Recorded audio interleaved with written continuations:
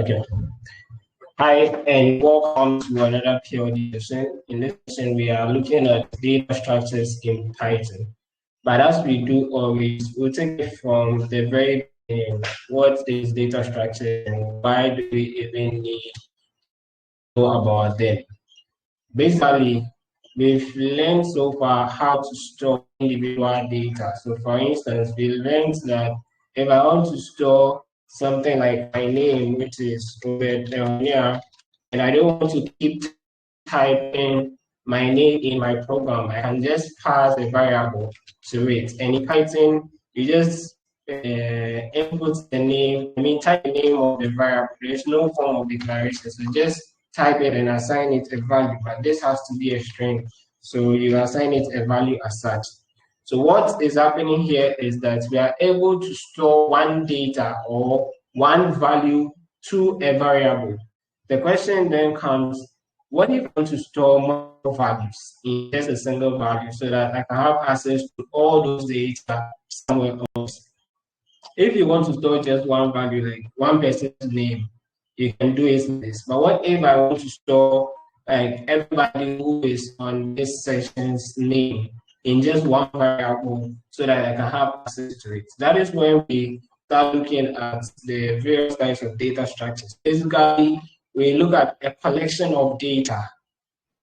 And data structures, basically, we are looking at how to put together these data such that when we need them, we can easily have access to them, or we can efficiently make use of the data that we collect.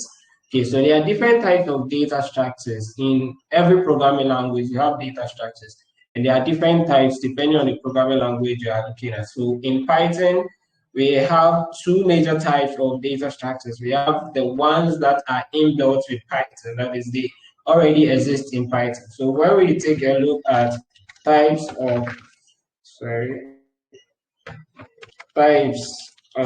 data structures in Python, we can say that we have the built-in data. Sometimes people call it data types, okay, but then we can equally say data structures.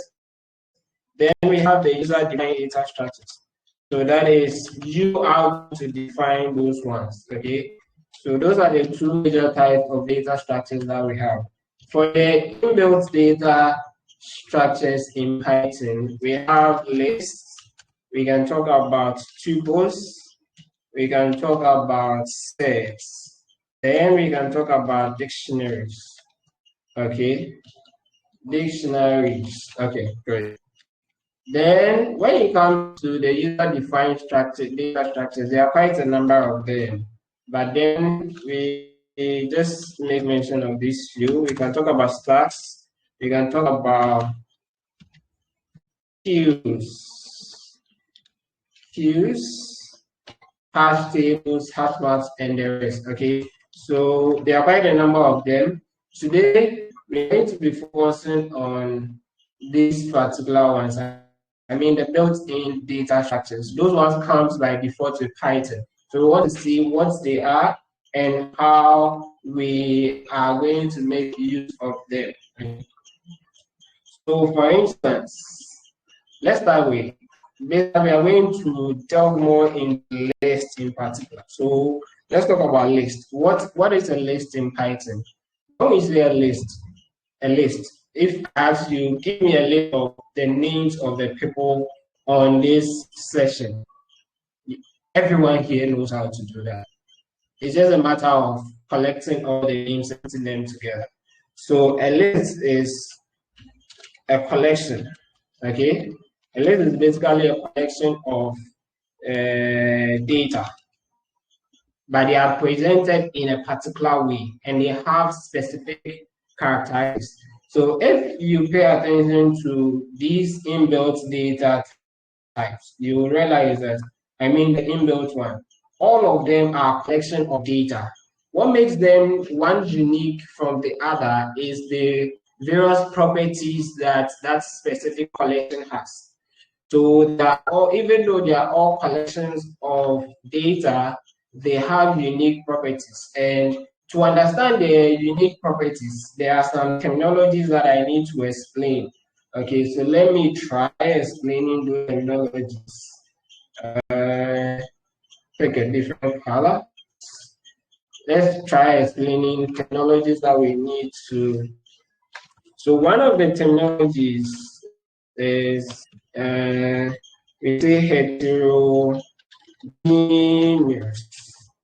then homogeneous.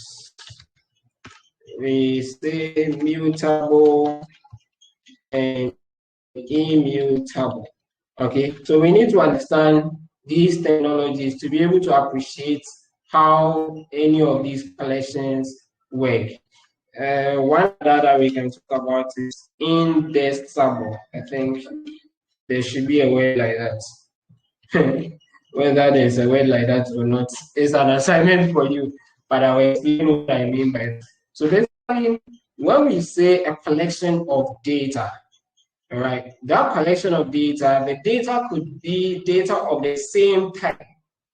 When we started earlier on, we talked about various data types in Python.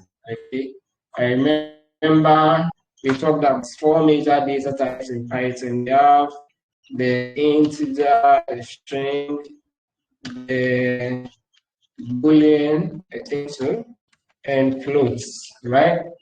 Yes.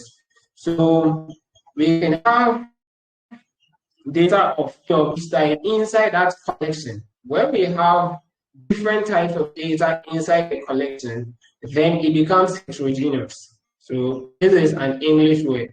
Homogeneous means that we have data of just the same type. We can't put different types of data in a particular collection. So if we say a collection is heterogeneous, for example, we can say a list is a collection of heterogeneous data. Heterogeneous data. Okay, so basically what I'm saying is that a list can contain any of these. It can contain an integer, a string, it can contain Boolean values, it can contain floats. Any of these data types can be in that collection that we are calling a list. So an example I can give is if I ask you to write the names of people on this particular session, we have both males and females. Okay, and you're going to write the names of both males and females. So in that sense, we can say that the list is heterogeneous because there are different types, females and males. And in the same way, we can have in Python, a list is a heterogeneous collection of data. That means that this data can be of different types, okay? If we say something is homogeneous, as you may infer from it by now, it means that it's just a single type of data. So if it is integer, the collection is a collection of integers. You can't have a mixture of integers and strings. Once you have a mixture, it becomes heterogeneous. So that's what that means. Then if you say something is mutable, when we say mutable, basically it means that collection, we can change some of the value in the collection. So when I create a list of the names in this class, assuming that somebody changes their name that they are using, their username, if the list is mutable, it means I can go back and change or update.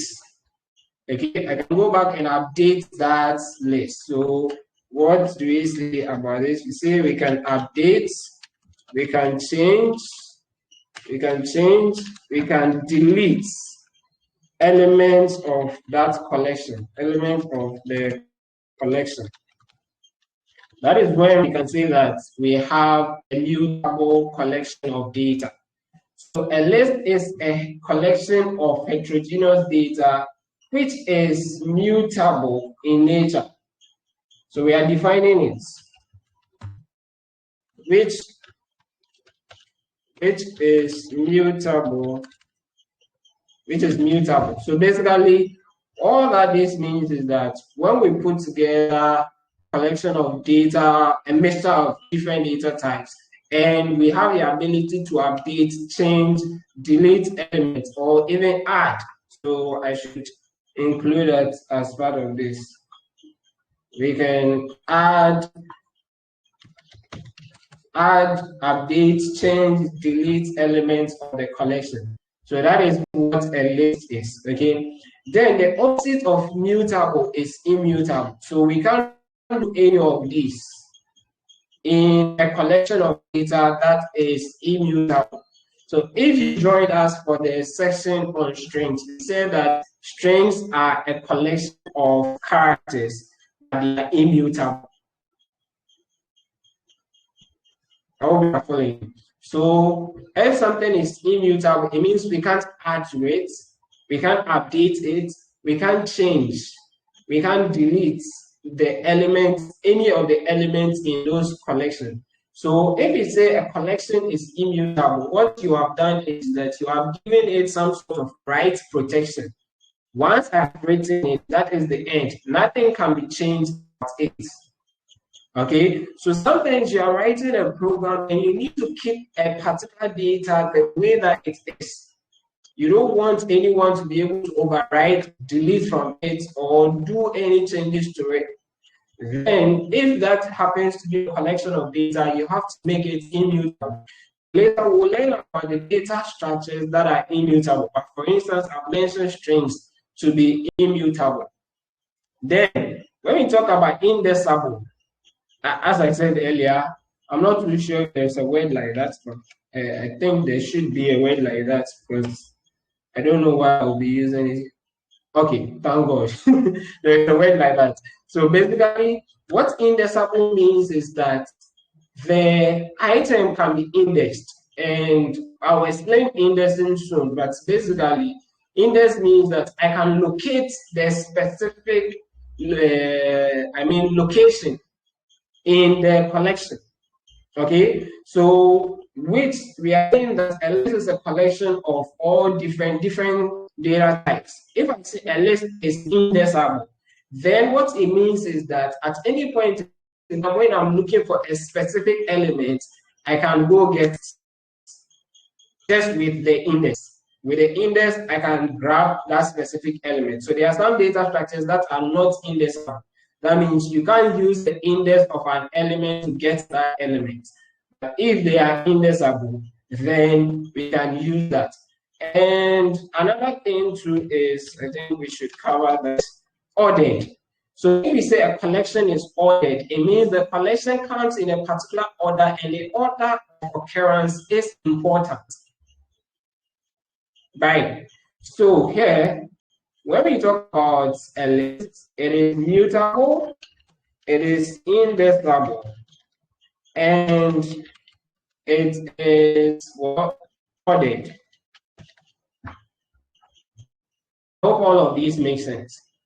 And as I said, I spent a lot of time on lists to understand it so that when we move to the other data structures, it becomes easy.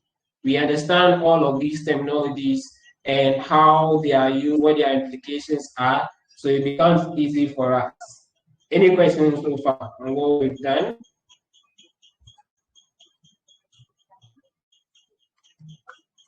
Ooh, okay. Great. So the next thing we want to look at is how do we create a list in Python?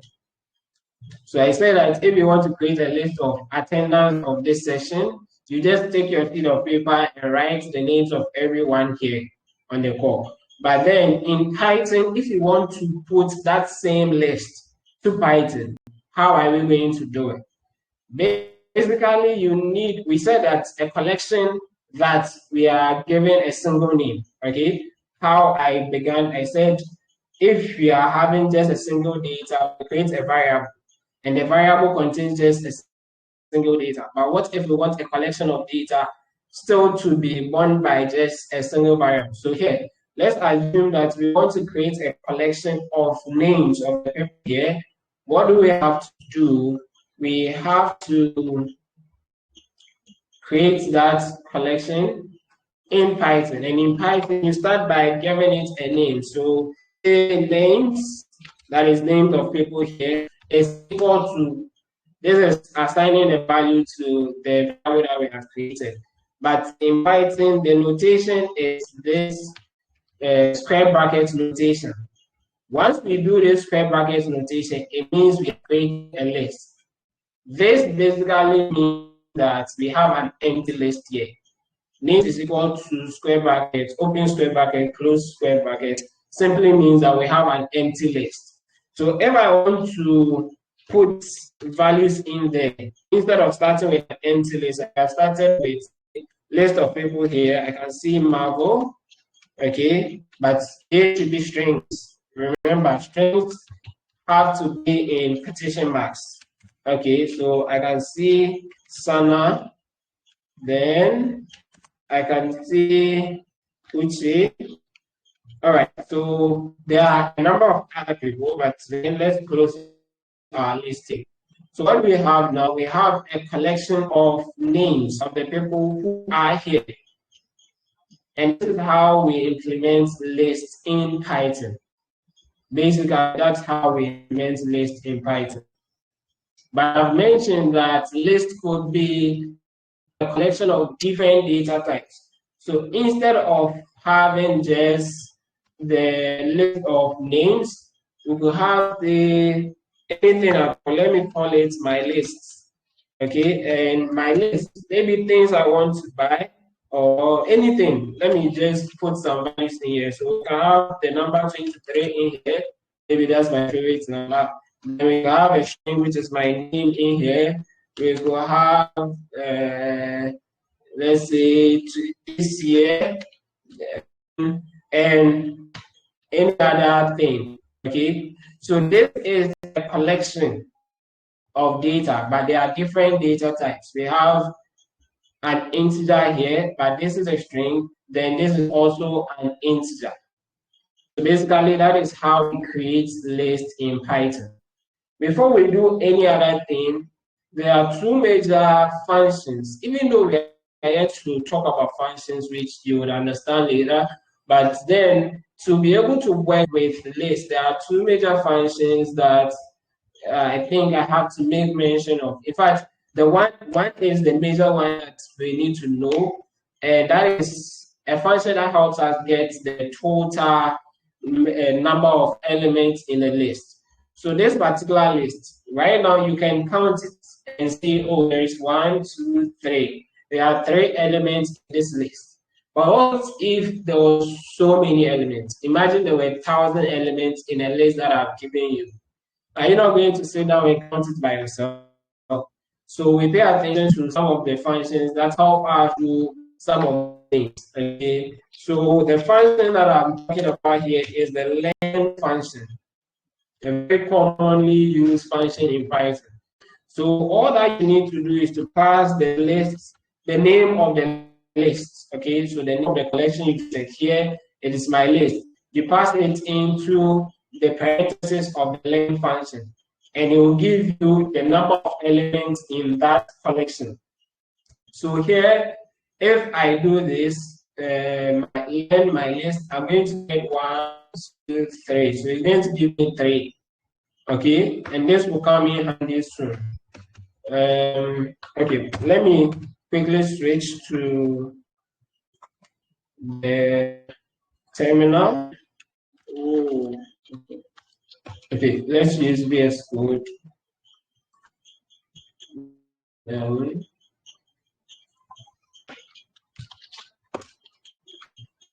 All right, here, let's get to interactive mode. Great. So let's create our first list. The list was names, and we say names is equal to, here currently we have Ima. I can see Doctor Who. Then let me add one more. Okay, I can see Sana. All right. So this is the list that we have created. Then let's create my lists that we had a number 23, we had my name in there. We can have let me probably add 5.5 as a float. So here we have different types. Oh, right. Oh, how did I start with a curly bracket? It's equal to this 23 bed, then 5.5. That's okay. So now we created two different lists. Let me create one more list called lamps and have that contain just random numbers.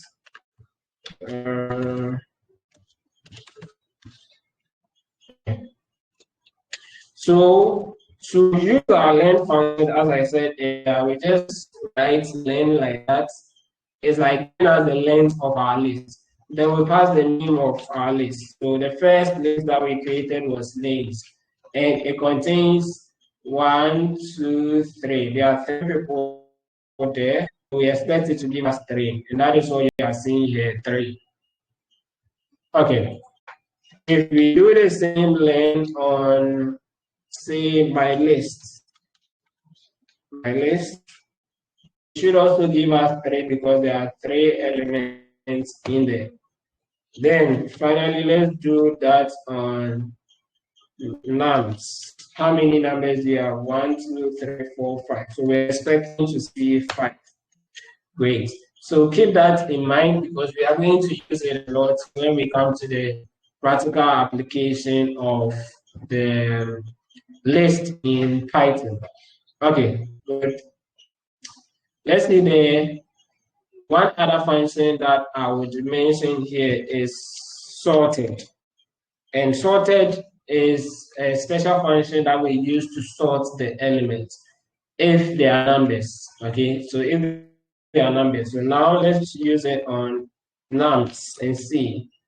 Nums as we have here right now is 5, 2, 8, 10, then 0. Let's sort it and see. So after sorting, we have 0, 2, 5, 8, 10. You see how it is? We've used this function to sort it in increasing order. So you pay attention to that anytime you want to sort your functions, it's a function to use. I mean, sort your list, that's a function to use.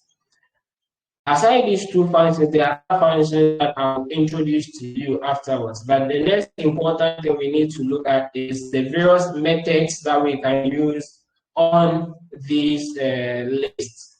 Some of these technologies, functions, methods, and code would be well understood in subsequent lessons when we're talking about functions and object-oriented programming. For now, don't worry yourself. Basically, all that it means is that when you create a list, there are some functions that you can use internally on the list. And depending on what you want to do, there are a number of functions that you can use to do that. So we want to see the possible functions or methods, as we'll call them, that are available to our use and how to use them. Okay. And here, my aim is to help you understand or help you understand how to learn these things, okay, so that when you take any other type of collection or data structure, you'll be able to learn some of these things on your own. So how do we get to know which element these lists that we have, which methods these lists that we have created have? There is a simple way to it, and when we did the lesson on strings, I showed you how to do that, but by now some of you might have forgotten. So use help. Then pass, let's say the nums string, that's the number that's in the list that we created, one of the lists. So if we do this, it's going to give us a list of all the methods and what they are used for. So today I'll try my best to go through some of them. Okay, so for now we are going to forget about the underscore methods. Okay, you would understand ones, okay, the ones that do not start with underscores. So here you can see that the first one we have here is append. This means that there is a method called append. And what does it do? It helps us append an object to the end of the list. I'm going to illustrate all of it for us to see. There is another one called clear. Clear helps us to remove all items from the list. So what you have to do when you are learning some of these things is that just use the help function to grab all of these methods. Then you try each of them out. Append. After you have read this, append, what does it do? It helps us add an object or append an object to the end of the list. So go ahead and try, and this is how we use it. I'm going to show you right now. You try it out and see, okay, this is how it actually works. Try various things and see what doesn't work. Then you become used to it. Okay, when you are using append, when you use it this way, it doesn't work. When you use it this way, it works. Okay, if the only thing you do is reading about it, I bet that you couldn't find it useful.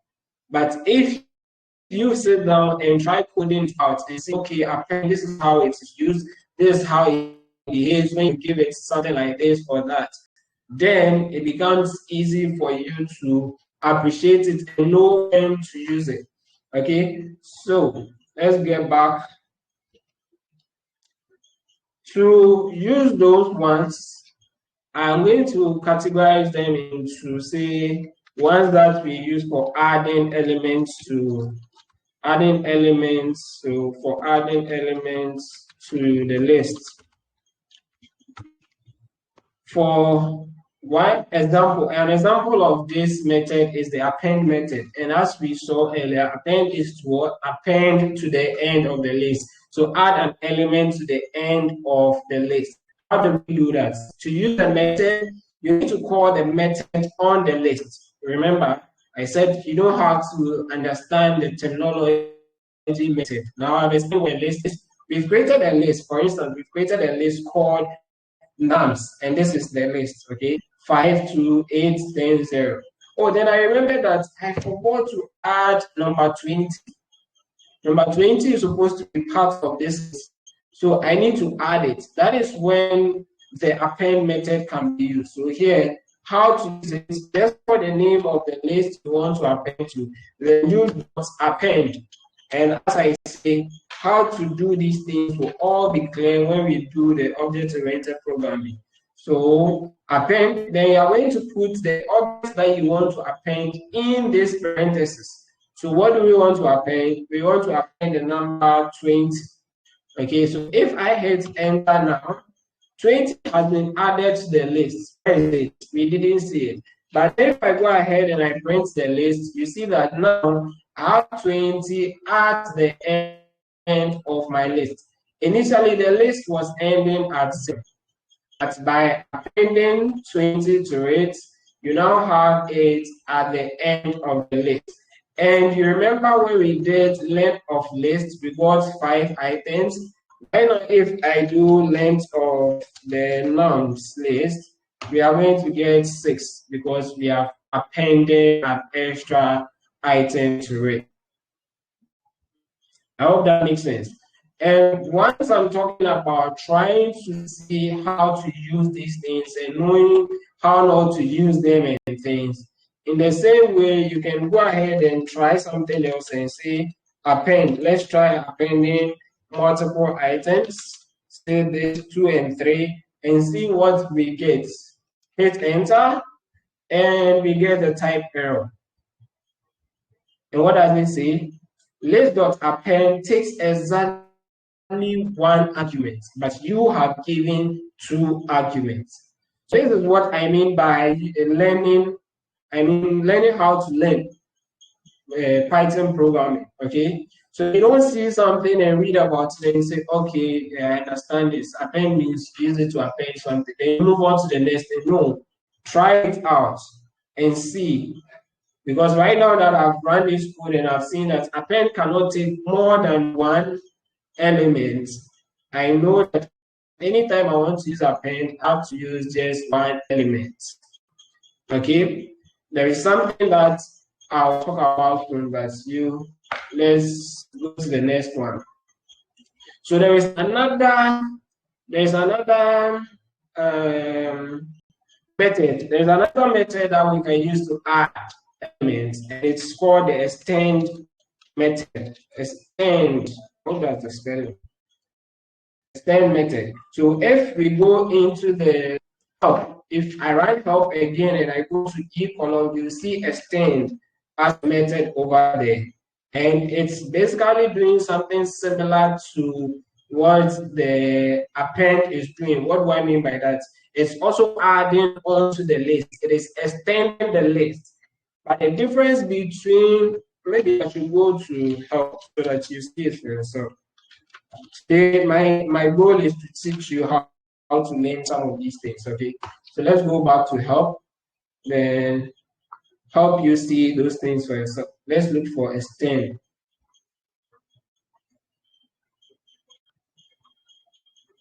Okay, good. Extend is here. So it says extend takes an iterable. Iterable means something that we can iterate over. Okay, something that we can, it's collection.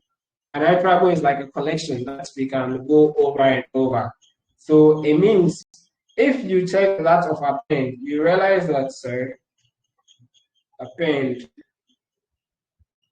append was taking just an object. We're putting just a value in there, but extend does not take an object. It takes an iterable. It says it extends list by appending elements from an iterable. So in simple terms, extend, if you want to use extend to add items to an existing list, that thing that you are giving to extend has to be a collection. That's how I'll say it. So let me go ahead and illustrate that to you. Say I go ahead and do nums.extend, then assuming I didn't know, I haven't read it, I wanted to try it the way I used append. If I run this, it gives me a type error and it says integer object is not iterable. So the integer object that you have provided is not a collection. This means that for us to use the extend, an example is we can use extend to add a list to our list.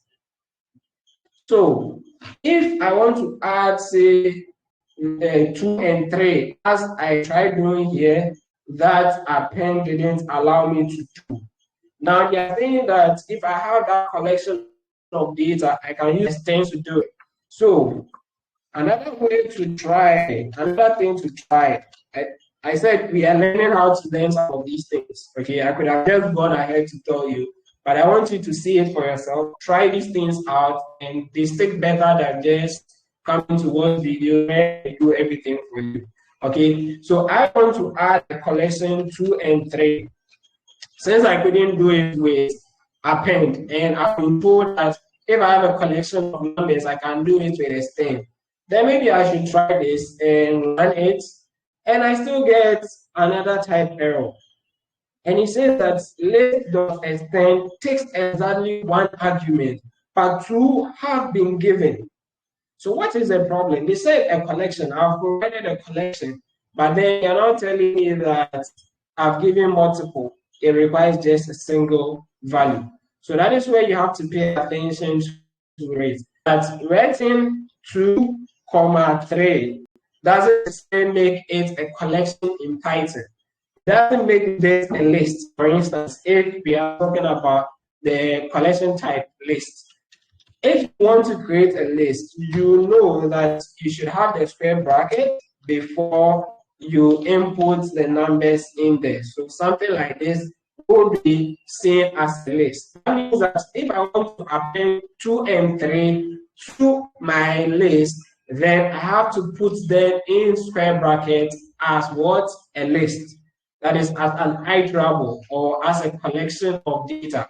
So I can go ahead and I do nums.extend, then now do this 2, 3, okay, and hit enter. Now this didn't give me any error, and what it means is that they have been added to the list. So let's go ahead and print nums. And you see that after 20, we've been able to append what 2 and 3. I hope that makes sense. The other way we could have done it is we could have created a new list, say add to list. Let me just call it that.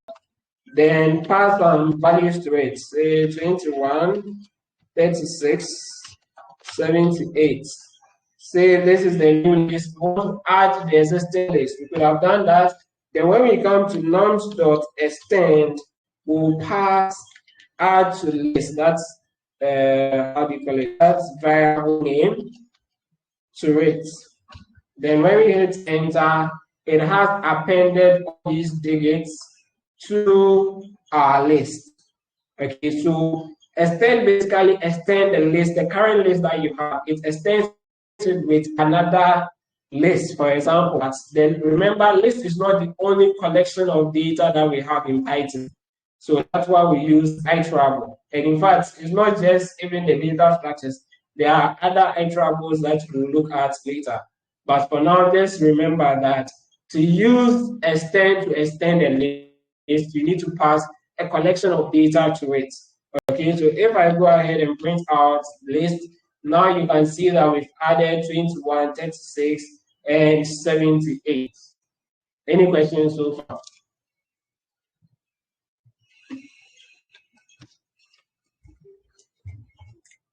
Yes. So I'm assuming there are no questions. Now, let's talk about, okay, so there's another method called insert. We are still looking at how we add elements to our list. There's another method called insert. So go back to help on nums. Then when you run it, let's look for inserts and see how to use inserts. Okay. So this is inserts. It says that it inserts an object before an index. It's what insert an object before an index, and see how we use it. Please ignore, if you have paid attention, I've been ignoring this step, okay? I say they will all make sense when we start object-oriented programming. But you can see that we pass an index to it, and we pass the object that we want to insert before that index to it. So if you have lists as we have now, this particular list, let's assume that I want to insert something before 5. Now, the question is, what is the index of 5? And if you remember from previous sessions, you'd realize that indexing in programming starts with 0. So this 5 is index 0, 2 is index 1, index 2, index 3, and so forth. So if I want to insert an element before 5, that means that I want to insert an element before index 0. So to use insert as a method, this is how I go about it. Someone having a question? So let's say I want to insert pause. Do you have a question or concern? No. Good evening, sir. Evening. All right. Then you have to mute yourself, okay? Oh, sorry. All right, sure. Okay. So usually when you unmute, we're expecting that you're either contributing, asking a question, or anything of that sort. That's why. So we want to insert we want to insert, remember that they said we should use the index before the object. So where do we want to insert it? We want to insert it at 0. I mean before 0, but which index? The index is 0. Then what is the number we want to insert? Say 95, or let me use 92. Okay. So if I run this, hopefully this has inserted 92 before 5. So now let's print our nums. And as you can see, we have 92 before 5. This means that you can use the insert in any part of your list. Any part of your list. All you need is where exactly do I want to insert it? Where I want to insert it, what is the index there? So here we wanted to insert at index 0, so we use 0. So if I want to insert at index 3, I'll use 3 here. Okay, I hope that makes sense. So basically, those are the three major methods that are available to us to insert elements in a given list. And I've shown you how we get a list of all the methods that are available and how to use them. Okay, read it, try it out, try different things and see. So now let's assume that with the insert, when you are practicing, these are things you should be doing. What if I put an index that doesn't exist there? Because this index is, let me run length on this instead of counting it. Run length on this, and I get 12. So there are 12 items here. That means the last index is index 11. So what if I go ahead and I do nums dot insert? Then instead of up 11, I decide to choose 25 as my index. Then I want to insert the number 102 to it. What is going to happen over there? Remember that we needed to put the index before which we want to insert our number. But this list is going to be what? Up to index 11. And you have provided 25. Let me listen to your opinions. What do you think will happen if I hit enter right now?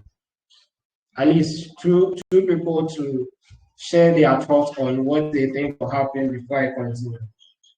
Yes.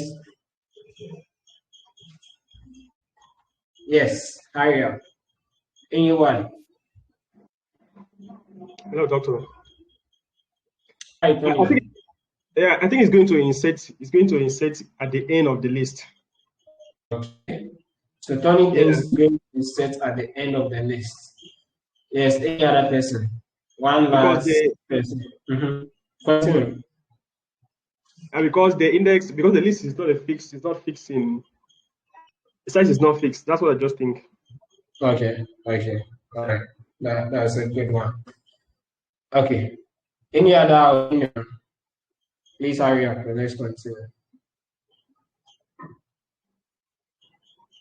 Just share your thoughts. No one will catch you here. We are all learning. What do you think?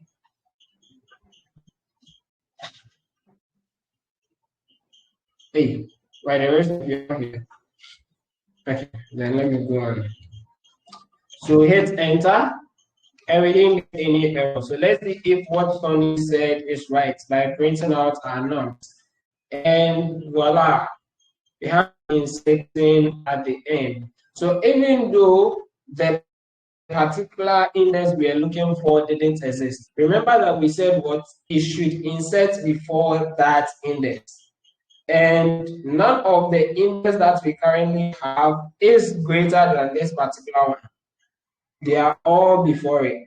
Okay, but then if there is 25 in this list, it's definitely going to be beyond this one, beyond 78. So the only place that we can put it is this location after the 78.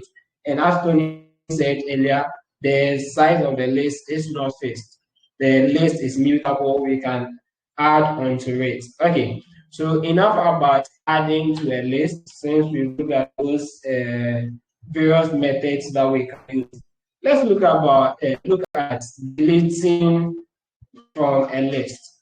So the method that we can use to delete. So you go back to your help. Then let's see. For now, I said we should ignore the underscore ones. So go beyond that. We have clear here. Clear is used to remove all items from lists. So if you have a list and you want to remove everything from the list and create an empty list, you can use clear as a method there. And as you can see, clear doesn't really take any input here. Okay. Then let's see if there is any other. Pop is used to remove and retain an index at item at index. The default is the last. Then there is what? Remove. So we've seen three so far. There is pop, there is remove, and there is what did we see at first? Clear. So we have all of those ones. Remove is used to remove first occurrence of a value and erases value error if the value is not present. Okay, so let's try them out. Let me create a new list called my nodes and pass values 1, 2, 3, just to illustrate the clear method. So my nodes dot clear, it doesn't take any input as we have seen. So this is going to end up clearing the list for us, but then it doesn't retain anything. So we have to print the nums to see. And as you can see, nums is now empty. Even though when we started, I put in 1, 2, 3.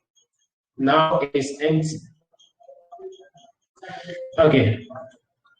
I want to try and do nums dot clear and put something in it to see. So I said, and I keep saying that this is how we learn. So let me put 1 so that at least we know 1 is in there, or if it is an index. You try these things out to see what happens, then you learn from them. Because in Python, when you are writing your program, sometimes you have to be guarding for some of these types of errors that will be shown. So by doing this, you know that anytime you pass a value to clear, you are going to get a type error. And it says that it takes no argument. So clear doesn't have to be given any argument. Now let's take a look at pop. Let's use pop on our nums. So nums dot pop. And what we read about pop is that it helps us remove an item at a given index. But by default, it removes from the last index. So this means that if I don't put anything inside pop and I hit enter, here the value at the last index is 109. 109 is the value at the last index. So if I go ahead and I run nums.pop, then it means it's going to return. So far, it's only pop that retains, the methods that retains the value. So it deletes and returns it to you, or it goes to grab the data and gives it to you. So anytime you are looking for grabbing the data and holding on to it, then you can use pop to do that. Okay, so if we now go ahead and print our nums, you realize that we no longer have 102 in there because we have deleted it, or we have popped it out of the list with the help of pop. We can equally use pop to pop any item provided we know the index of the item. So index 0, what is there? Index 0, we have 92. So if we click this, it gives us 92. And what that means is that pop has removed the 92 from our list. So we no longer have it in our list. The last one that we saw was remove. The difference between remove and pop is that with remove, we pass it what's the element, the specific element we want to remove. But with pop, we pass it the index we want to remove. Those are the difference. So when I wanted to remove 92 from this list, I passed what? 0, because 92 is at index 0. But say I didn't know exactly the location of 92 in my list, but I needed to remove 92 from it. Then I can use remove to do that. So right now, what do we want to do? We want to remove the number 20. So if we do nums.remove, assuming we have no idea the index of 20, that means we can't use pop. So we can use Now to do that, and say 20. Then hit enter. Let's see if it really removed it for us. Run nums. And as you can see, 20 is no longer, it used to be between 0 and 2. It's no longer there. So 20 has been removed when we pass it to this. Okay, so that is the difference. What if we pass a number that doesn't exist in the list to our remove function? Say 77, which we know obviously doesn't exist. We pass it and we get a value error. It says the value that we're given, x, is not in our list. Okay, but what is it? It gives us a value error. All of these things, you need to be paying attention to them for you to know that when you pass a value that doesn't exist, remove returns a value error. It's very important. When you are solving some problems, these things will come in handy. Okay. There's another function that we can use. I don't know if to call it function or to call it a method, whatever it's called. It is delete del like this. And what del can be used for is it can be used to delete the whole list. That's deleting the list. It is different from clear. Clear was used to create clear the list. So we were left with an empty list. But delete will delete the list. So that empty list, how did we call it? I think we called it my num. Oh. Was there no my num, or did I do it my nums? Okay, my nums. Okay, so my nums is an empty list. But if I do delete my nums, it's going to delete it. Now this list doesn't exist anywhere. So if I do nums again, it's going to give me an error.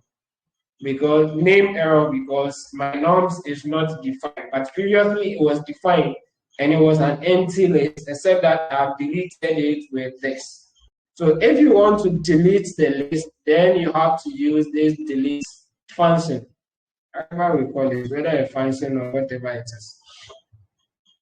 I hope it makes sense. But then with the help of indexing and slicing, which we talked about in strings, even though I'm going to go by it right now, we can delete specific items using this. So if you remember, we can always access the elements of a list with the help of its index. So this list that we currently have, if I want, let's say, the very first element, and I don't know, assuming I don't know, I have no idea what is in that first element. So what I do is call it that norms. Then this is how we use the index with a square brackets at index 0. So I'm looking for what is at index 0. Then I hit enter. This gives me 5 because 5 is what is at index 0. If I do index 1, I'm expecting 2. So index 1 is giving me 2. This means that if I do del and I do nums index 0, I expect it to delete 5 from that list. Okay, so when I go ahead and now I do nums again, you see that 5 is no longer part of the list. So that's indexing and using delete with indexing to delete it. The next thing is slicing. Slicing is a feature that helps us focus on a specific range within that list. Okay, so assuming I'm interested in just these elements, these data inside my list and not everything, I can use slicing to get there. So let's see how do we get it with slicing. Basically with slicing, it's similar to the indexing notation, except that it takes multiple options. So you always have a start value. So let me comment this out and show you how it is.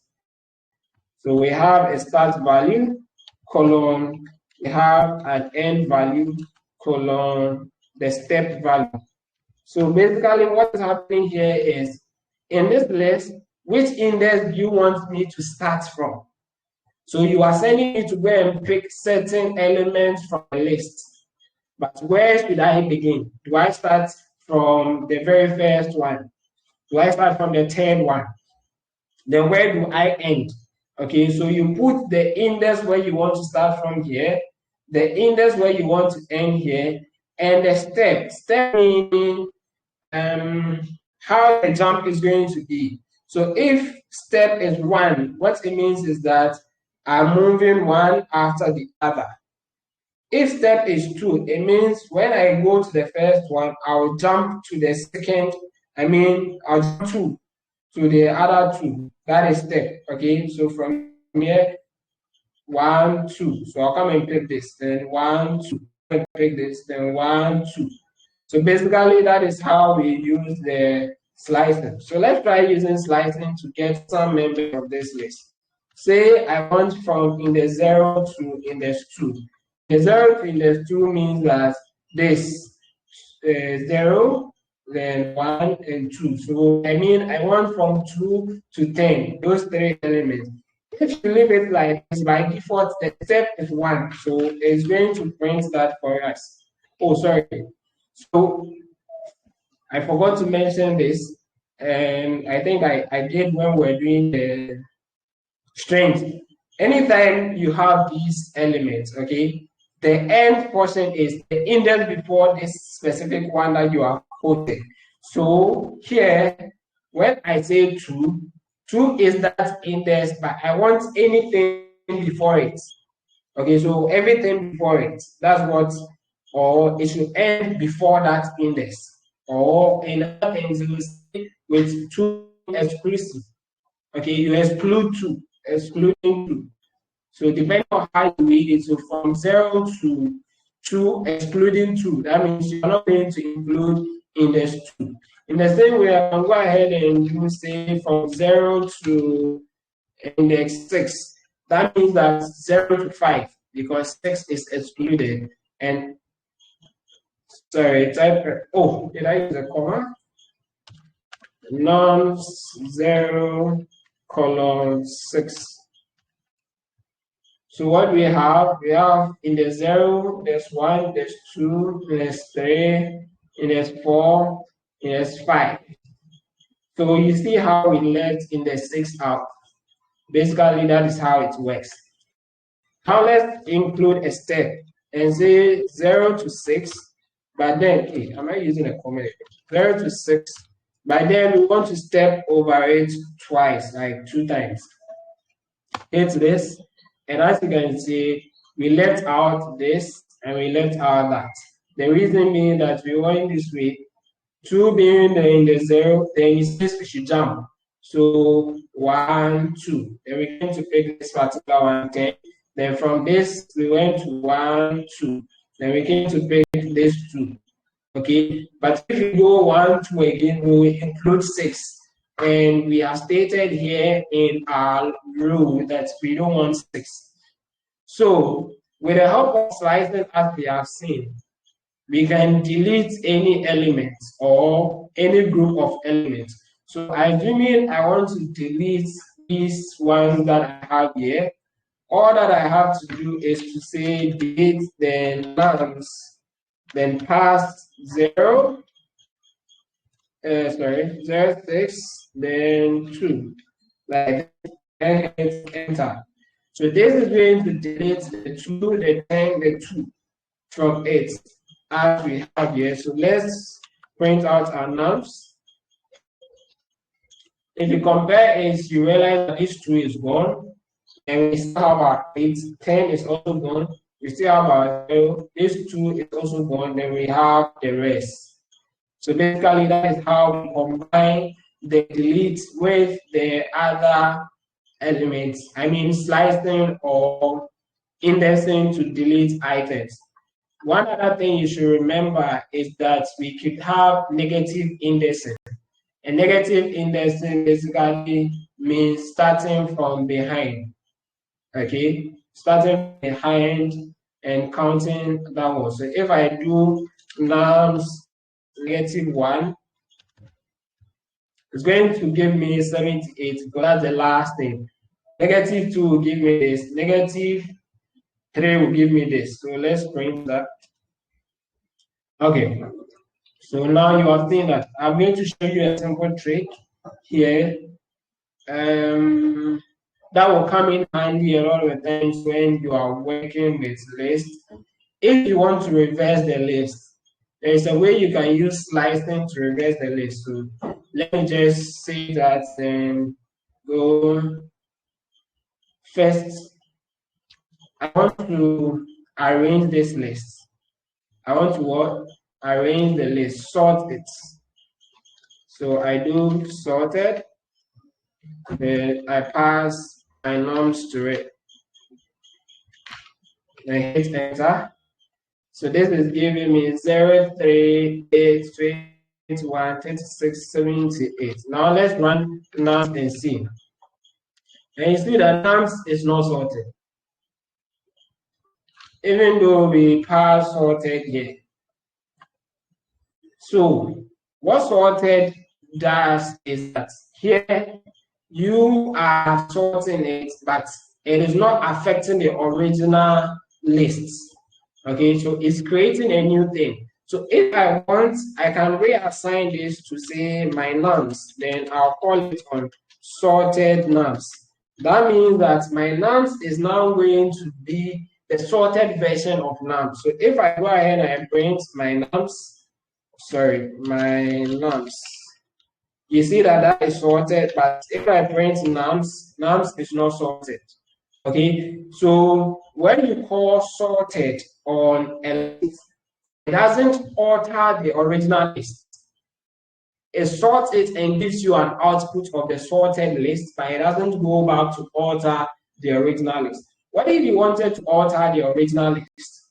There is a method to help us do that. Okay, so when you go back to help, you see how many times I've used help today, just to make sure that you on your own can learn any of the other things.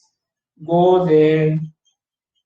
Let's look for, there is a method called sort. Yes, it says it's what the list in ascending order and it returns none. The sort is in place. The list itself is modified. Okay, so that is the point we are making. When we use the sorted function on the list itself was not modified. But in this case, the list itself is modified, and the order in which they occur will be maintained. So we say it is stable. That's the order of two equal elements is maintained. So let me explain these two things, the in place and stability.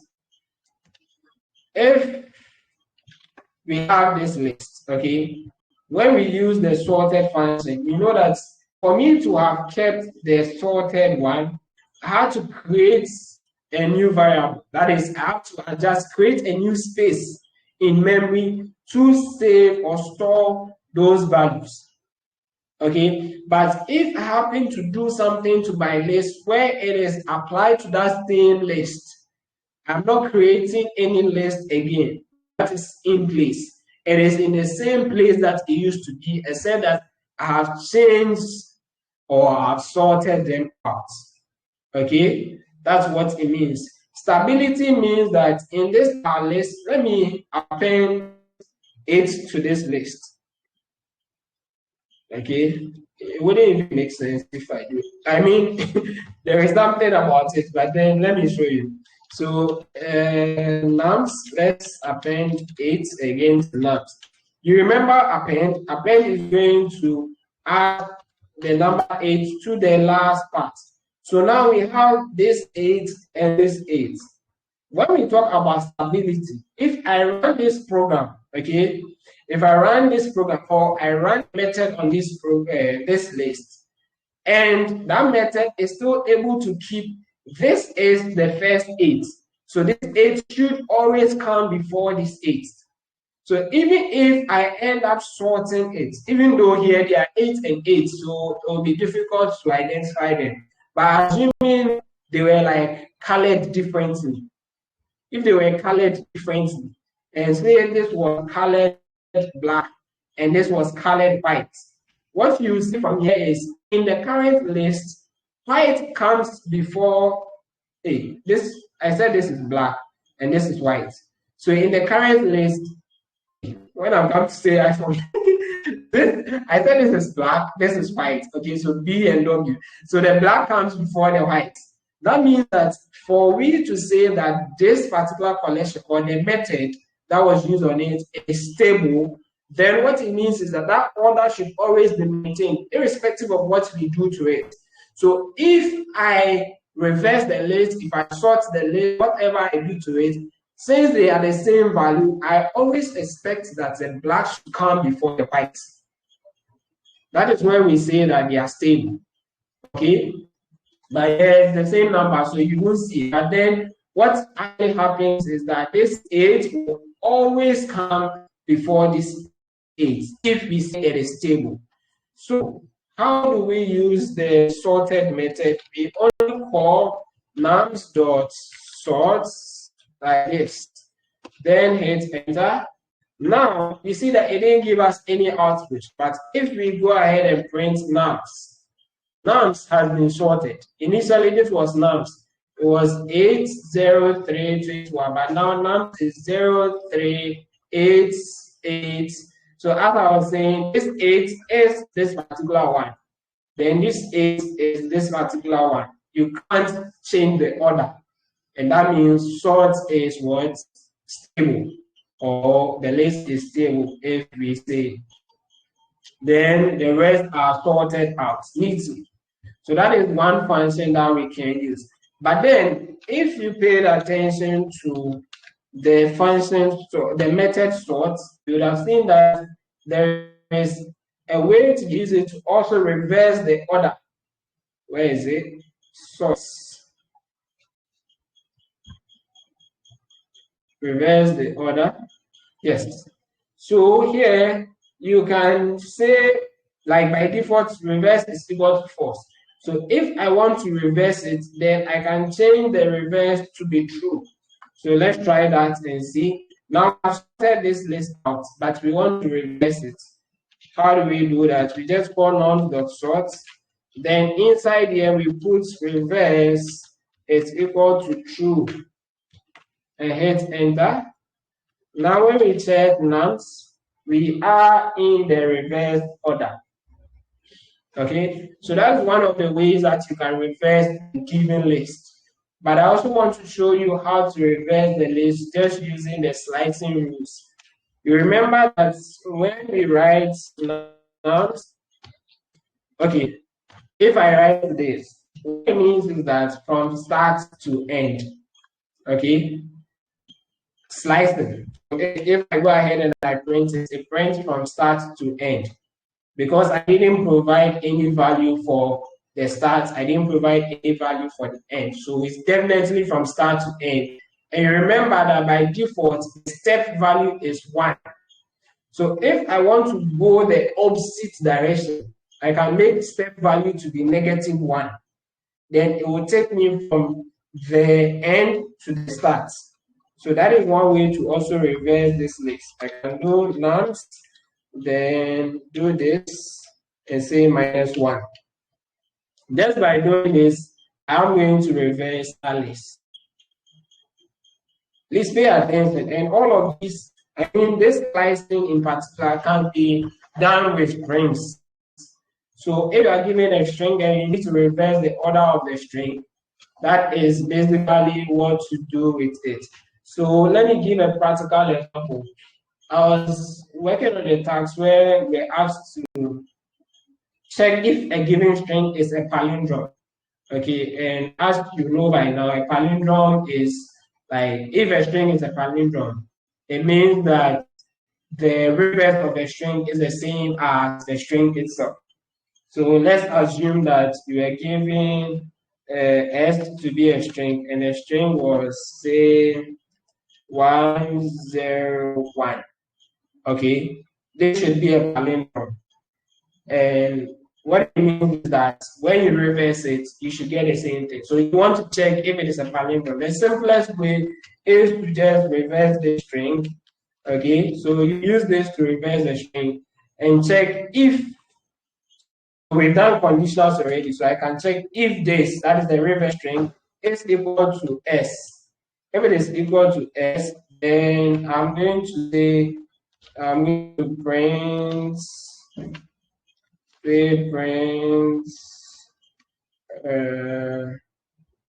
hey, have I forgotten? Okay, let me just do it. Indentation. Oh. So we are reversing the string with this notation, and we are checking if it is equal to the original string. And if it is, we are just saying that you should print true.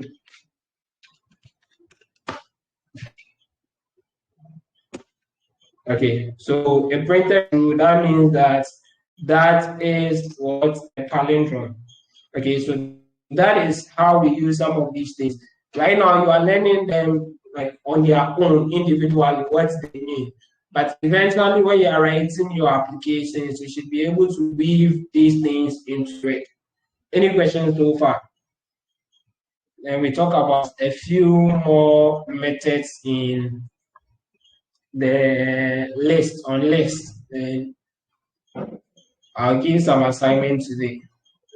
Yes, any questions? Cool.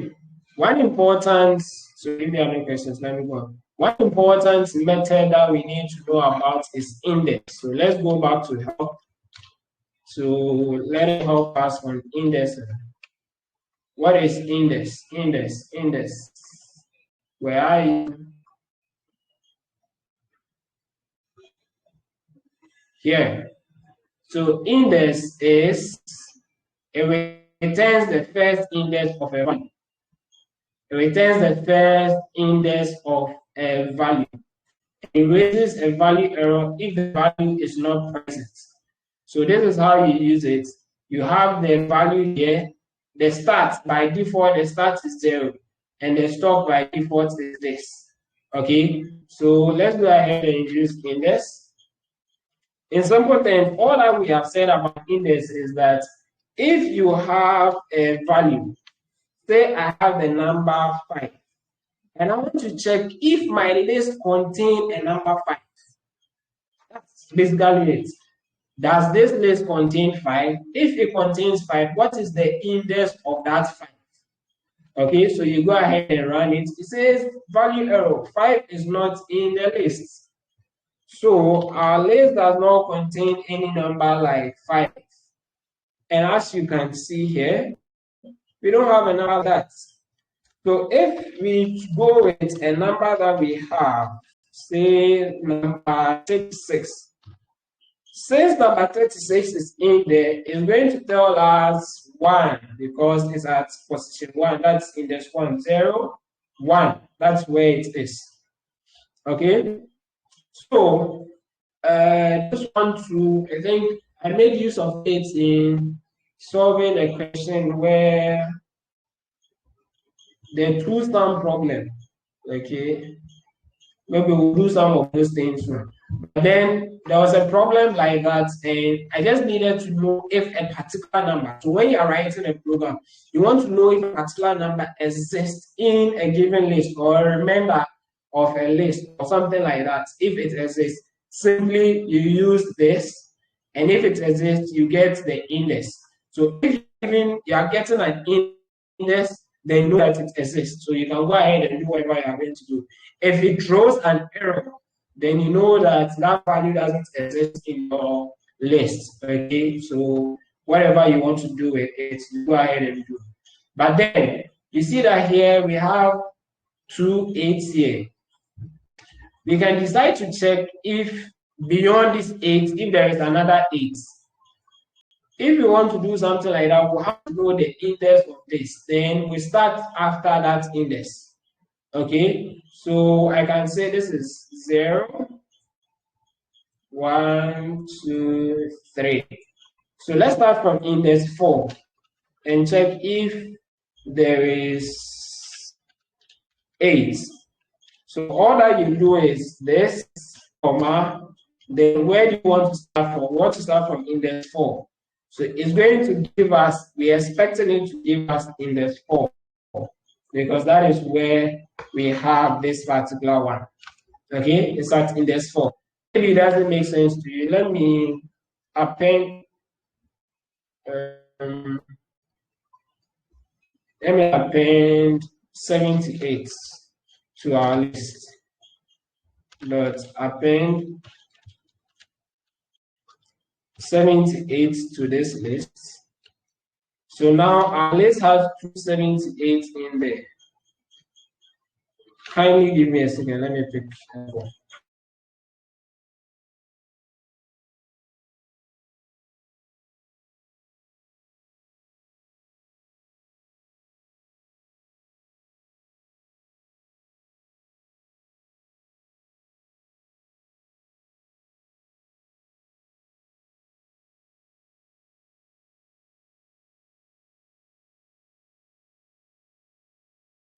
Sorry about that.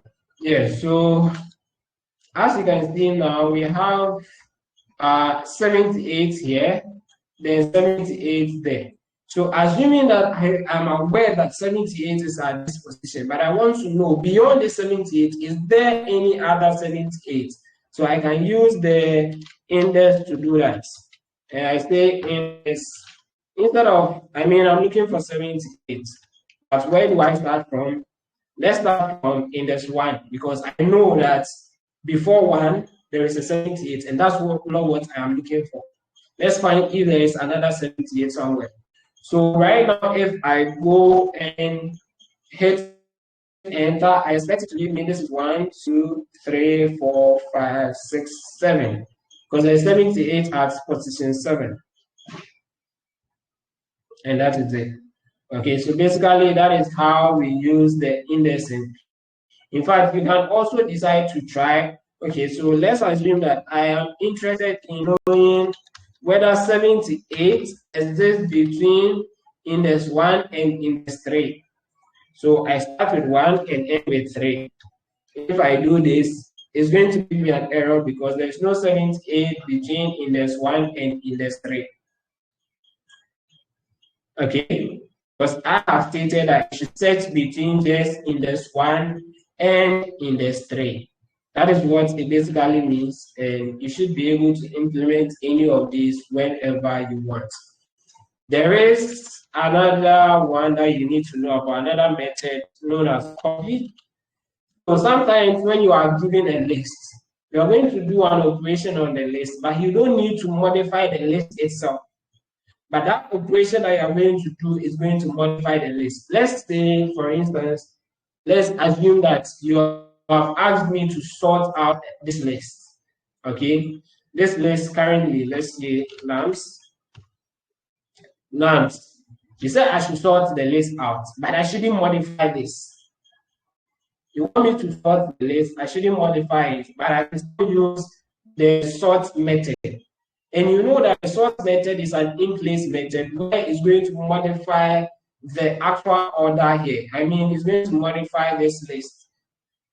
Okay, so how do I go about it? I can create a copy of this list, then use the sort method on the copy of the list.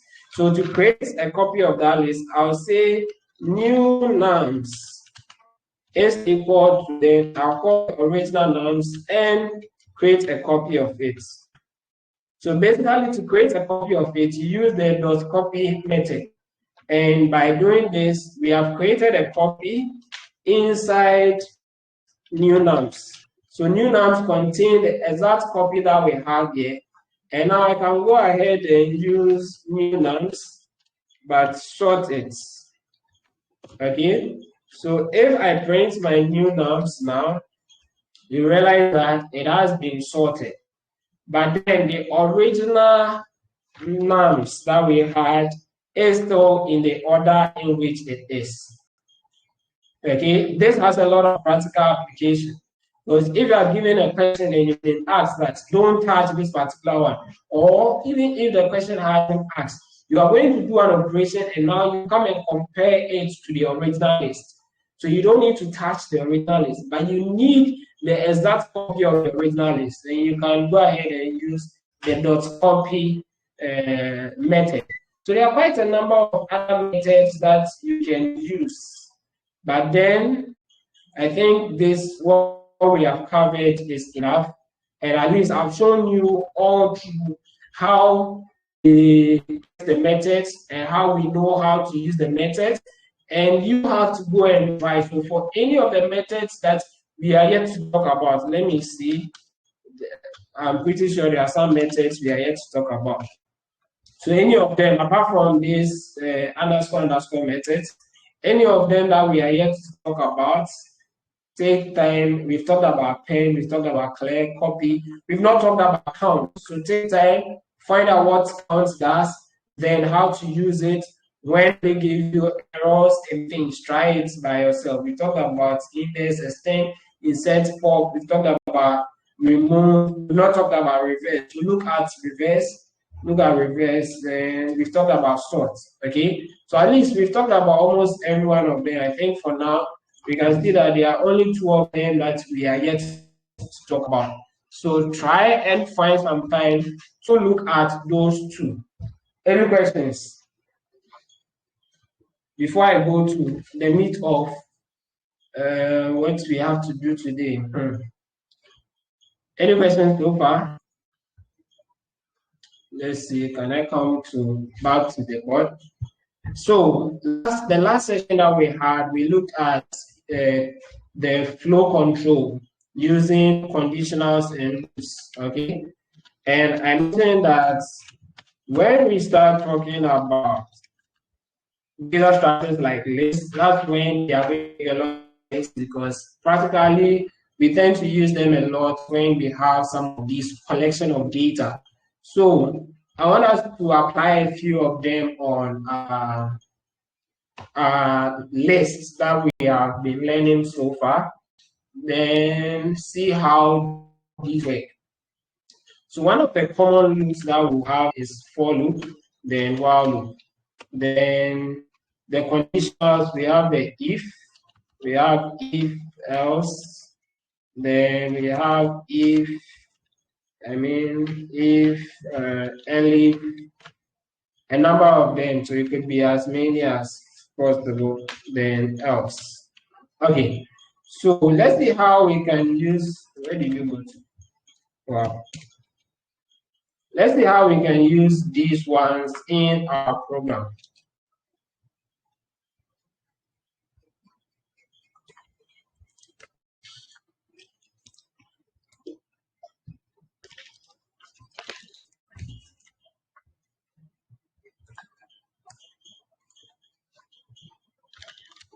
List 1.py. Okay, then let's make it.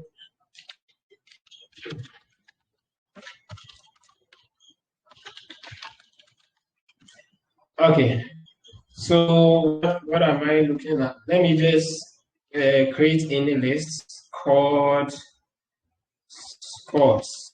Okay, sorry, scores. Then let's pass the values 79, 68, 98, and 55. So I think these are scores that someone got. So for now, you all understand that this is a list that we have created, okay? But then, how do we get access to each element of this list? Assuming we want to do something to those elements, how do we get access to them? That's what we are going to look at using the loop. So for instance, if we want to use a for loop on the list, this is how we go about it. For any of them, we are looking at for, so what I'm saying is for each of these score, okay, so I can say for, say, score. For score, sorry, for score in scores. Python is English. For scores in scores, what does it mean? scores is a collection. It's a collection of individual scores. Okay, so if I say for score in scores, all that I'm saying that for each of these scores inside here, so that's what I'm referring to. So for each score inside this collection of scores, what do I want to do? So I go ahead and I say that, okay, I want to print the score.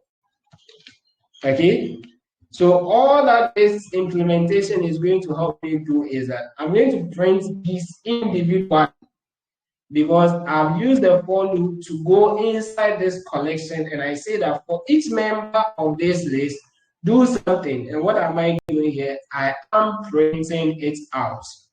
So let's save this and try running the program. Okay. Make it executable.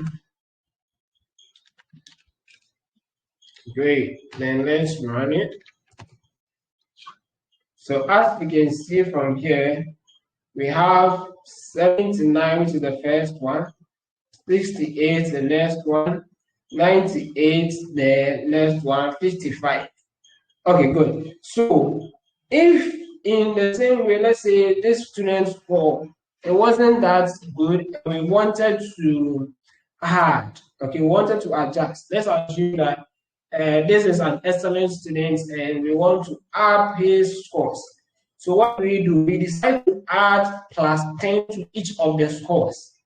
You realize that if we add plus 10 to 98, we are going to get more than 100, and that shouldn't happen. We don't need him to get more than 100. So if the score is greater than 90, then we are not going to add anything. But if it is less than 90, let's add 10 marks to these students. You get the logic? So this is how we are able to use a loop to loop through a list of things and do things to them. We want to apply something on each of them. So here, what I've said is that we are looking at for each, for any score greater than, or let's say less than 90, add 10 marks. Okay, so that's what we want to implement. If we want to do something like that, we have to use a conditional. We are going to check if the score that we've been given, the score that we have taken, if it is less than 90, okay, that's what we are saying. If score is less than 90, what should we do? Please, if you are here and you don't understand this, it means you haven't watched the previous discussion where we did the conditional and the loops. Hopefully, everyone here has done it and understands. But the video is available on YouTube. So if you haven't, you can take a look at it. So what we are doing here is for any score less than 90, and we are checking if score is less than 90, what should we do? We should add 10 to score. So we say score will become score, that's the old score, plus 10. Okay? This is what we have done. And basically, all that we are saying here is that for each score, so if I take 79, I come and take, is 79 less than 90? If 79 is less than 90, then add 10 to 79 and assign it to the variable score.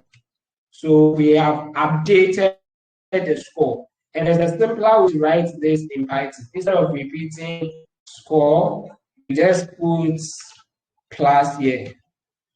Okay, just by putting plus here, all that you are saying is that the original value of score, I'm adding 10 to it.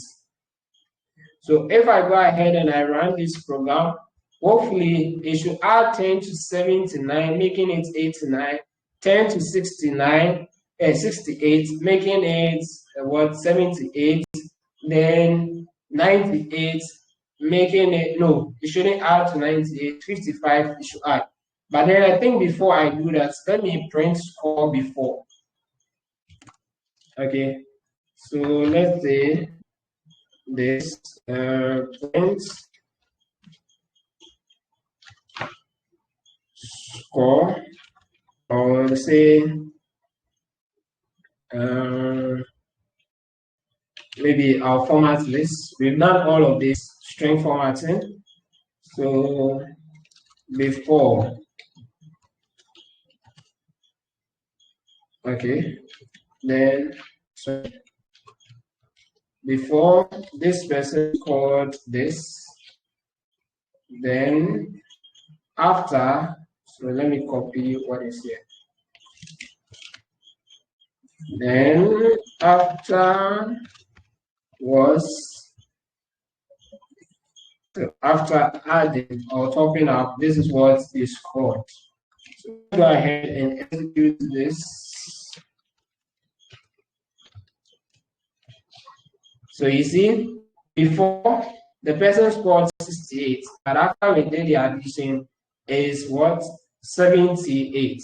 Before the person scored 98, after we done the addition, it's still 98. Reason being that checked if score was less than 90 before doing the addition. Before it was 55, and afterwards we have gotten 65. Okay, so this is how we can use the for loop on this. But then there are times that you don't want to necessarily pick, I mean, you want to work with the index instead of the values themselves. So you realize that in other languages, when you are using the for loop actually pays attention to the index and not the element itself. So that is how different, that's one difference between for loops in Python and other languages. Most other languages, when you use any of the loops, you are looking at the index, not the element itself. Okay? You are looking at the index. I think, yes, most other languages, where you are using for loop, you are looking at the index. But in Python, you are rather calling the elements by elements. So what if we are interested in using the index? What do we have to do? So let's take a look at that. Sorry, doctor, I have a question. All right, sure. Right. Yeah, this your for loop. How come it's printing 98 after you've checked if score is less than 90? Yes, so the score was, the print is not inside this conditional loop. So look at the indentation. Okay. Oh, all right. So, yes. If I had put the print inside the indentation that is as part of the block of code for the if statement, then it wouldn't have printed the after score for 98. But then I didn't put it there. You can try that out. If you put it here.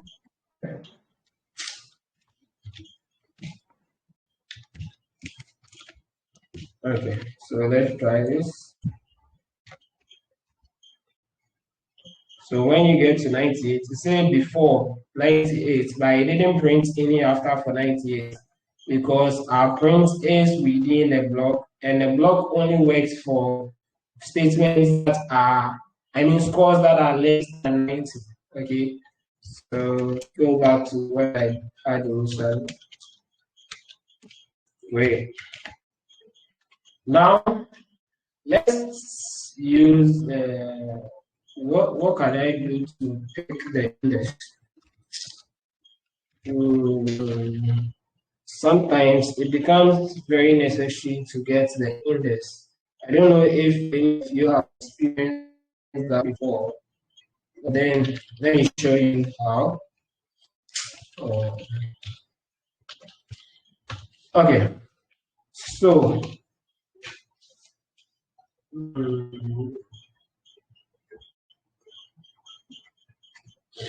should we use the same?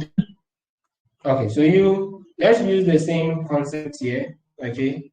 But I'm going to change this to use the index instead of using the values themselves. And later you definitely find use for it.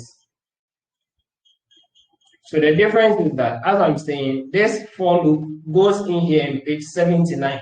So as it's coming in here, it is 79 that it is holding. The score is 78. Sorry, I mean when it enters here, the score is 79. Checks prints it before it comes back again, 68.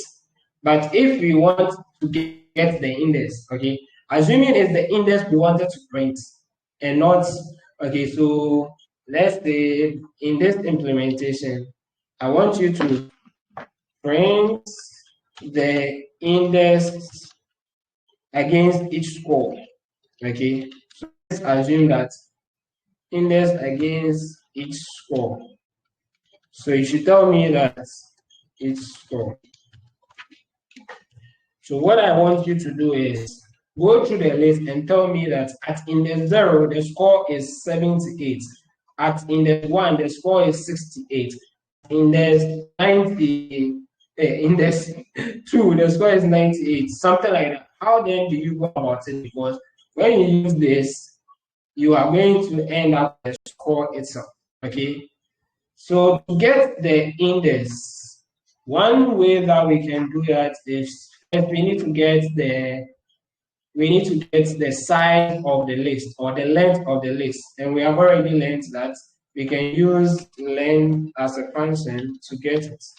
Okay, so we can do this, and it will give us the length of the list. Then last time too, I made mention of a function called range. Range as a function, if you pass the value to it, it will rank it from 0 to that value. So this particular one that we have scored today, there are 4 of them, so the length will give us 4. If I pass 4 to this range, it means it's going to start counting from 0, 1, 2, 3.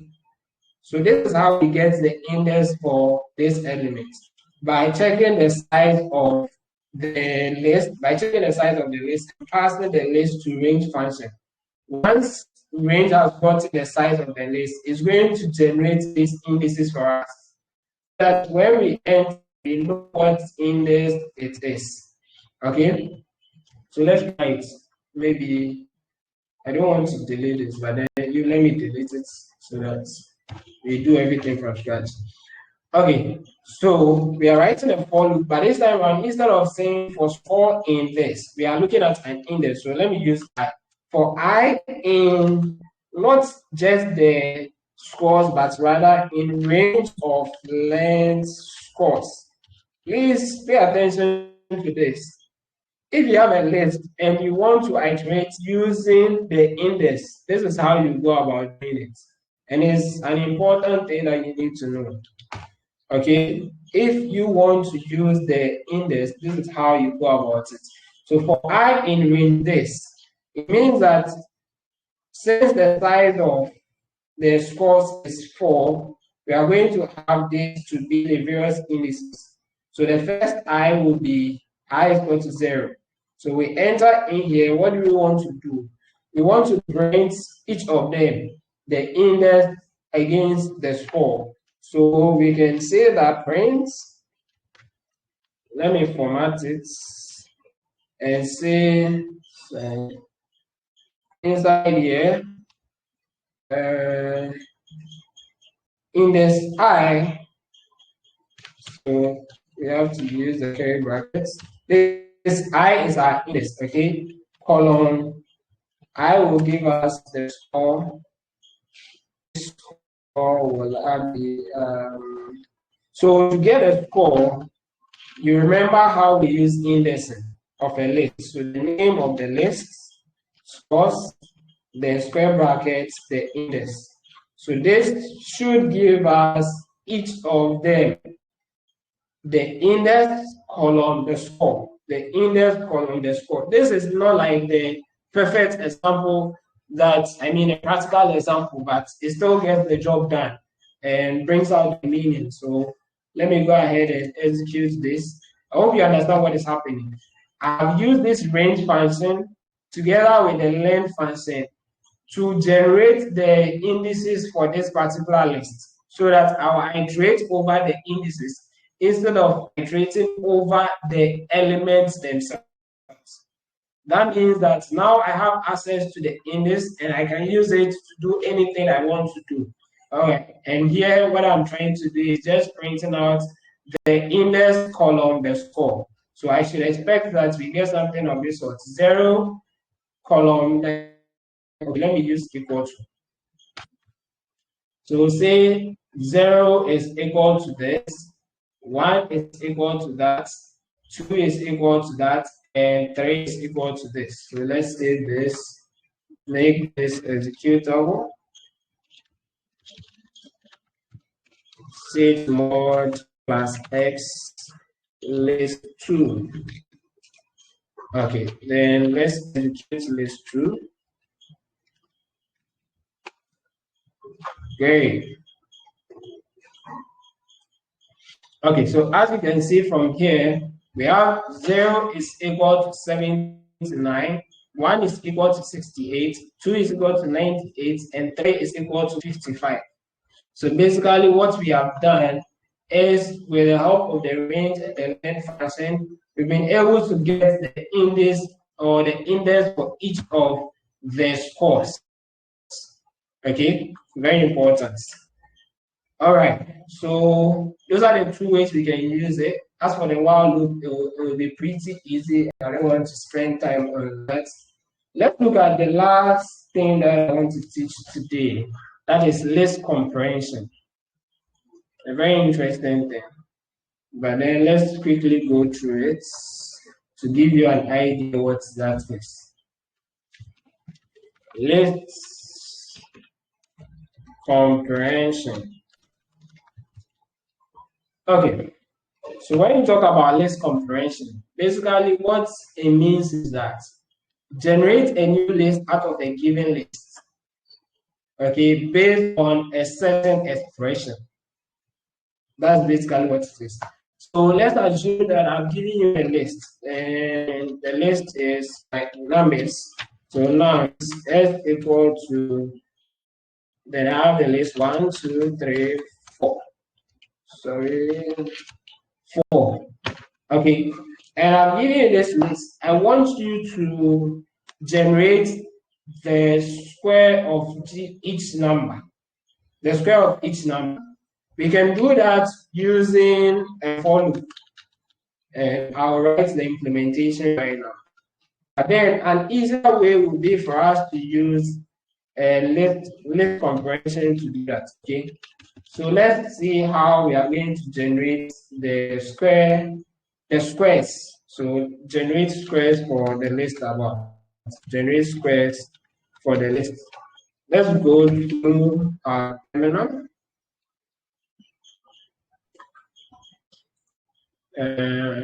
List, so squares underscore list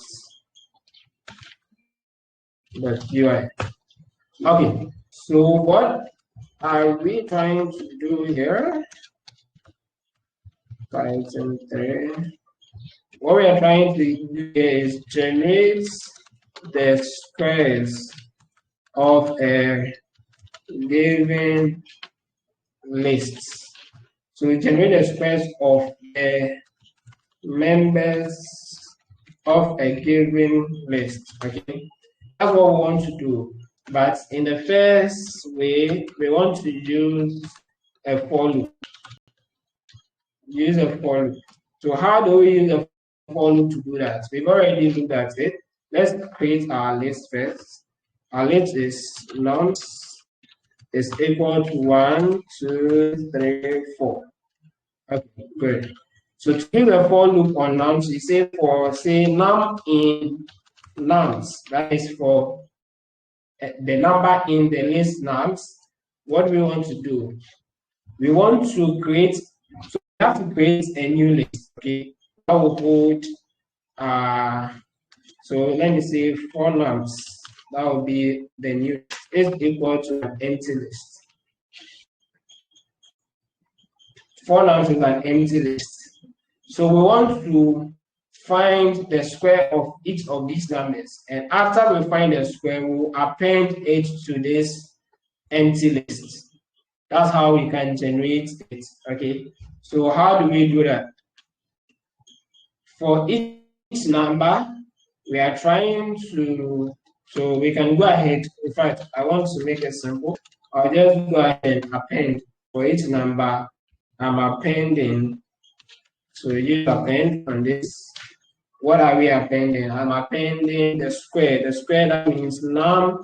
So you can do num times num. That's one way. Or you can do num this. So that is the exponential sign in Python. The 2 asterisk is exponent. So now exponent 2. So if I run this loop right now, I'm expecting that this loop will help me with populate this list with all the square values of this. So this will become 1, this will become 4, this will become 9, and this will become 16. So let's go ahead after the loop is done running. After the loop is done running, let's go ahead and print 4 nums. Okay. And see what we get. Okay. Or maybe I should print both of them. I'll print the first nums before. Print 8, sorry. So print, let's format this. Print, then I'll say before. So here I have nums. Then here, F, say after. And I have this. Okay. So hopefully this should give us a list of the squares. And this plus this more plus the squares. Okay, good. Then squares. Oh, where is this one coming from? Where is it coming from? Oh, I typed it in. Ah, right. Oh. Okay, so what we have here is before we have 1, 2, 3, 4. That's the list, the original list. After we have 1, 4, 9, 16. So this is how we are able to use the for loop to generate what? To generate the squares, a list containing the squares of an original list. But then when it comes to using the list comprehension, so use this list comprehension, all we need to know about is not difficult. All we need to know about is the notation. So basically, with list comprehension, we'll just go ahead and call our new norm. So our new norm is, that was, so let me call it compare.nums. Okay. Then assign it to, you create the notation for a list. Okay. Then what do we want to do with each member of that list? So here, please pay attention. I said list comprehension is when you take each member of the list and do something to it.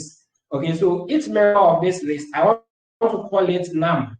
So when I say num, I'm referring to each member of the list. So that when I go in first, this is num. This is num afterwards. So basically, when I come here and I say num, I'm referring to when I go inside each of them. What do I want to do to them? I want to find the exponent 2 of 8 for num in nums. This for num in nums is not different from what you did here. You basically did for num in nums, and all that it meant is that for each number in this particular list, we want to come in here and do something. But with list comprehension, this is how we write it. This is what you want to do with them. Okay, so your expression goes here before the list, before the for condition. So if I go ahead and run this, it's going to give me the same outcome as we had here. Does that make sense? So all that is different is the how it is presented, but it's basically a for loop that you are running, and you are putting everything inside a list. So the expression here will be done. It could be any expression. It will be done on for each member of the list. So if I go ahead and let me print this down here. So after, let's say, after for loop, then this will be after list comprehension. Hopefully, we should get the same outcome. Okay, this is compare. But let me add one set. All right. If I print this, let me print an empty space before that. Empty space before that. And run this program. Hopefully, the two of them should give us the same results. So just as you can see here, this is when we use the for loop, we had 1, 4, 9, 16. When we use the list comprehension, we had 1, 4, 9, 16. So basically, all that the list comprehension is doing is doing a for loop, but in a different way, or the notation is a bit different. And that one, you don't need to go and create the new, for a new list, empty list before you come and append to it. It will automatically put everything inside a list. So you use list comprehension to create new list out of an original list. But then you have the opportunity or the privilege to change anything or to run a particular expression or various operations on each member of the list. Create your new list. And in fact, list comprehension in general, so comprehension in Python is not just limited to lists. And as we will learn during our next session, we'll learn about tuples, and we will learn how you can even use this on tuples as well. But basically, whenever you see comprehension in Python, we are like generate a different type of sequence based on a given expression, and this is how we implement it. So the expression will be here, then you have a for loop. Even this one, I could go ahead and add a conditional statement and say if, let's say, num is less than 10. That means that if num is greater than 10, ignore it. Okay, and this is acceptable. So this is what we can do with list comprehension. Any questions? I think I'm getting tired, so probably we'll bring the session to an end. Any questions on what we have done today? So let's see. At least we've covered a lot. In fact, we've covered almost everything on lists. But then there are a few things I would want you to look into.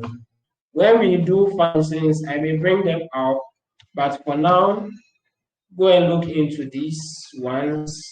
There is reduce as a function that can be used on the list.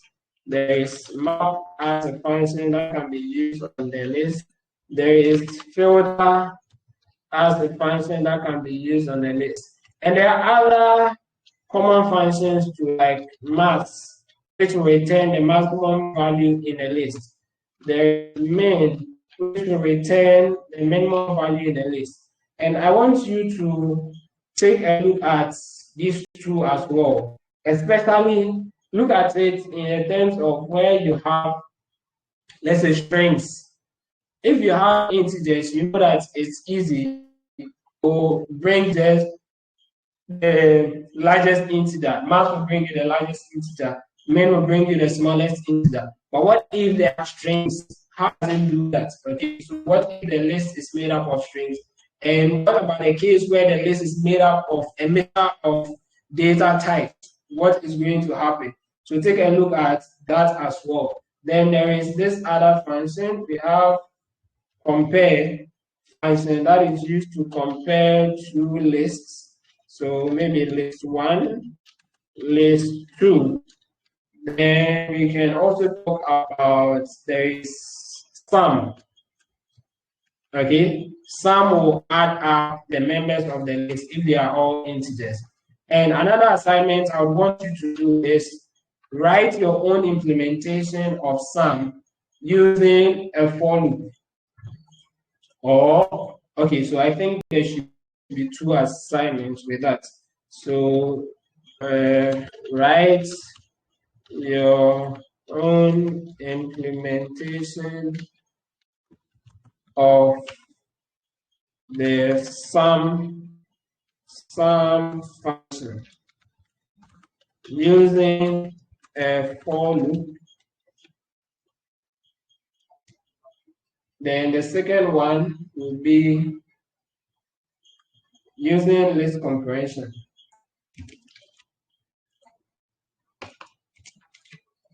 So the second one will be using list comprehension.